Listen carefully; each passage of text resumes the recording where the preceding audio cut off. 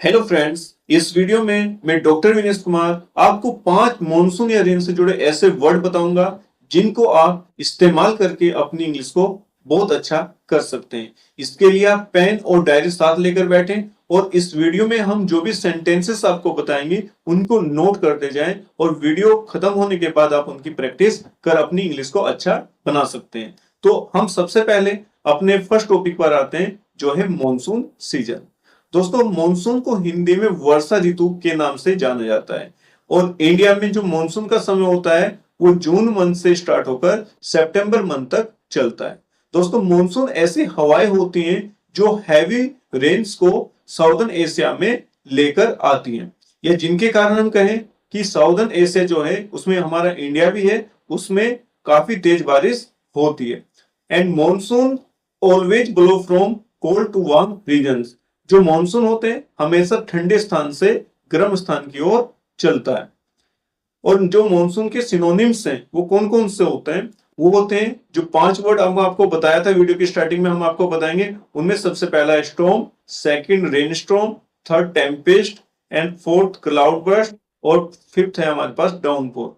दोस्तों, ये ऐसे वर्ड हैं, इनको आप मैजिक वर्ड भी कह सकते हैं, जिनको आप रेन के समय मॉनसून सीजन में इस्तेमाल कर सकते हैं। बट आपको ये देखना है कि इनको कैसे और कहां पर इस्तेमाल करना है। इसको हमने आगे आने वाली स्लाइड्स में आपको बताया गया है, एक एक वर्ड को बताया गया है, विद एग्जांपल के साथ बताया गया है कि इनको कैसे और कहां पर इस्तेमाल करना है। दोस्तों, सबसे पहला वर्ड आता है स्टॉर्म। इसको हिंदी में आंधी या तूफान भी कहा जाता है और इस वर्ड को दोस्तों नाउन और वर्ब दोनों तरीके से इस्तेमाल किया जा सकता है। जब सेंटेंस में, हिंदी सेंटेंस में आंधी या तूफान लिखा हो और उसकी हमें इंग्लिश बनानी हो तो उसके लिए हम स्टॉर्म वर्ड का यूज कर सकते हैं। इसी तरह से आंधी आना, तूफान आना या तूफान चलने के लिए भी हम स्टॉर्म वर्ड का यूज कर सकते हैं। इसको कैसे इस्तेमाल करना है कुछ एग्जांपल के थ्रू हम आपको बताते हैं। जैसे आज आंधी आ सकती है, इसको इंग्लिश में कैसे लिखेंगे और कैसे बोलेंगे? इसको लिखेंगे there may be a storm today, ऐसे ही आप इसको बोल सकते हैं। आंधी से पेड़ सड़क पर गिर गए, trees fell on the road due to storm. आंधी ने पेड़ सड़क पर गिरा दिया, इसकी इंग्लिश कैसे लिखेंगे? The storm knock down the tree on the road. हवा आंधी में बदल गई, the wind grew into a storm. आपने अक्सर देखा होगा जब भी तूफान आता है तो पेड़ गिर जाते हैं, पेड़ सड़क पर गिर जाते हैं, रास्ते ब्लॉक हो जाते हैं। और जब तूफान की शुरुआत होती है तो पहले सिंपल हवा चलती है और फिर वो तूफान का रूप इस्तेमाल कर लेती है। तो आपको स्टॉर्म वर्ड को कहां पर कैसे इस्तेमाल करना है पता लग गया होगा। अब हम अपने नेक्स्ट वर्ड पर आते हैं जो है रेन स्टॉर्म। इसको बारिशी तूफान बोलते हैं दोस्तों, और इसको भी नाउन और वर्ब दोनों तरीके से इस्तेमाल किया जा सकता है। जैसे बारिशी आंधी, बारिशी तूफान, और कुछ जगह पर इसको झक्कड़ भी बोला जाता है। तो वहां पर आप इन वर्ड के लिए रेन स्टॉर्म का यूज कर सकते हैं। वर्ब की तरह कब होगा इस्तेमाल? जब सेंटेंस के अंदर, हिंदी सेंटेंस के अंदर बारिशी आंधी आना, बारिशी तूफान आना या बारिशी तूफान चलना ये वर्ड लिखे हो तो आप इन वर्ड की इंग्लिश बनाते समय इनकी जगह पर रेन स्टॉर्म वर्ड यूज कर सकते हैं। कैसे यूज करना होगा हम आपको कुछ एग्जांपल से बताते हैं। जैसे बारिशी आंधी से मौसम ठंडा हो गया। अक्सर आपने देखा होगा जब तूफान के साथ बारिश आती है तो मौसम ठंडा हो जाता है। तो इंग्लिश में आप इसको कैसे बोलेंगे? इंग्लिश में बोलेंगे the weather became cold due to rain storm. बारिशी आंधी से गर्मी कम हो गई है, इसकी इंग्लिश होगी the heat subsided due to rain storm. देखिए दोस्तों, ये जो सबसाइडेड वर्ड है ये इसको आप नोट कर लेना। इसको आप हमने क्या बोला है, कम होने के लिए इस्तेमाल हुआ है इसका वर्ड। ठीक है, तो जब भी आपको इस तरह से गर्मी कम हो गई है तो आप सबसाइडेड वर्ड का यूज कर सकते हैं। आज बारिशी आंधी आ सकती है, ये पॉसिबिलिटी बताई गई है, तो इसकी इंग्लिश कैसे बोलेंगे आप? There may be a rain storm today. बारिशी आंधी से छाता टूट गया, the umbrella broke due to rain storm. तो इस तरह से आपको रेन स्टॉर्म वर्ड का भी यूज करना आ गया होगा। अब अपने नेक्स्ट वर्ड पे आते हैं जो है टेम्पेस्ट। टेम्पेस्ट को दोस्तों हिंदी में आंधी, हलचल या झंझावट कहते हैं और इसको भी नाउन और वर्ब दोनों तरीके से इस्तेमाल किया जा सकता है। किसके लिए? आंधी के लिए, हलचल के लिए, झंझावट के लिए टेम्पेस्ट वर्ड को आप यूज कर सकते हैं। इसी तरह से आंधी आना, हलचल होना या झंझावट आना के लिए भी आप टेम्पेस्ट वर्ड का यूज सेंटेंस में हिंदी से इंग्लिश बनाते समय कर सकते हैं। एंड इसको इस्तेमाल कैसे करना है, तो हम इसको कुछ सेंटेंस के द्वारा आपको बताते हैं। आंधी ने जहाज को चट्टान पर गिरा दिया।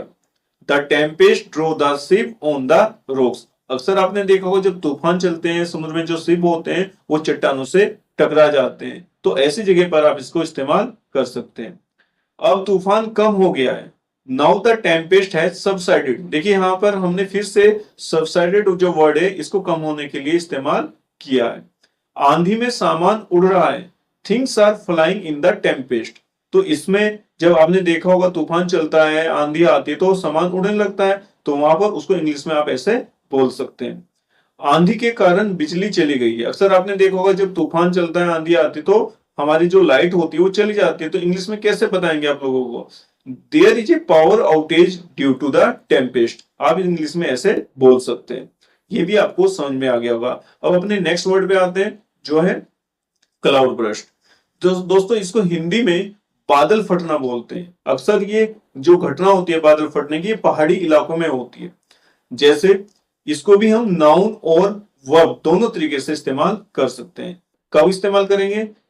नाउन के लिए जब मूसलाधार बारिश या बौछार कुछ जगह पे इसको बोला जाता है, तो वहां पर इसको हम नाउन की तरह भी इस्तेमाल कर सकते हैं। और बादल फटना, मूसलाधार बारिश होना, जब ये एक्शन की तरह हो रहा है तो यहाँ पर वर्ब की तरह इस्तेमाल किया जा सकता है। इसको कैसे इस्तेमाल करेंगे, कुछ एग्जाम्पल देखते हैं। बादल फटने से सड़क ढह गई। Road destroyed due to the cloud burst. बादल फटने से पहाड़ टूट गया। The mountain broke due to the cloud burst. आप ऐसे इसको बोल सकते हैं। बादल फटने से शहर में पानी भर गया। The city was flooded due to cloud burst. बादल फटने से जान माल का नुकसान हो गया। Cloud burst cause loss of life and property. इस तरह से आप इसकी इंग्लिश बना सकते हैं। तो इस तरह से जो घटनाएं हो रही हैं, घटनाओं के अकॉर्डिंग ही आपको उसको इंग्लिश बोलते समय इस्तेमाल करना है। तो क्लाउड बर्स्ट का भी आपको इस्तेमाल करना आ गया होगा। नेक्स्ट वर्ड पे आते हैं जो है हमारा डाउनपोर। इसको हिंदी में मूसलाधार बारिश बोलते हैं। मूसलाधार बारिश क्या होती है? जब आपने देखा होगा तेज रेन बहुत लंबे समय तक होती रहती है, तो अधिकतर वहां पर डाउनपोर वर्ड का यूज किया जाता है। इसको भी नाउन और वर्ब दोनों तरीके से इस्तेमाल किया जा सकता है। जब हिंदी सेंटेंस में हमारे पास क्या होता है, मूसलाधार बारिश, एकाएक भारी वर्षा, घनघोर वर्षा आदि वर्ड यूज होते हो, तो उनके लिए आप डाउनपोर को नाउन की तरह इस्तेमाल कर सकते हैं। इसी तरह से मूसलाधार बारिश होना, घनघोर वर्षा होना के लिए आप डाउनपोर का वर्ब की तरह इस्तेमाल भी कर सकते हैं। इसको कैसे इस्तेमाल करना है, कुछ सेंटेंस में हम आपको बताते हैं।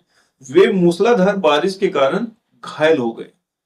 इसकी इंग्लिश कैसे बनाएंगे आप, कैसे बोलेंगे? They had been hammered by a downpour. Hammered क्या होता है? घायल होना होता है। अभी भी मूसलाधार बारिश हो रही है। There is still a downpour. हमने बोला था लगातार बारिश के लिए आप डाउनपोर वर्ड का यूज करेंगे। बारिश के कारण हम घर पर ही रहे। We stayed at home due to downpour. यहां भी देखिए घर पर ही रहे मीन्स लंबे समय तक बारिश होती रही होगी, तो हमें डाउनपोर वर्ड का यूज करना है। मूसलाधार बारिश के कारण मूसलाधार बारिश के कारण जीवन अस्त व्यस्त हो गया। दोस्तों ये भी लंबे समय तक तेज बारिश के कारण ही होता है, तो इसको हम कैसे बोलेंगे इंग्लिश में? Life disturbed due to downpour. इस तरह से आप डाउनपोर वर्ड का मूसलाधार बारिश जब लंबे समय तक होती है उसके लिए इस्तेमाल कर सकते हैं। दोस्तों वीडियो अच्छी लगी हो तो इसको लाइक करें, चैनल पर पहली बार आए तो सब्सक्राइब कर लें। Thank you so much.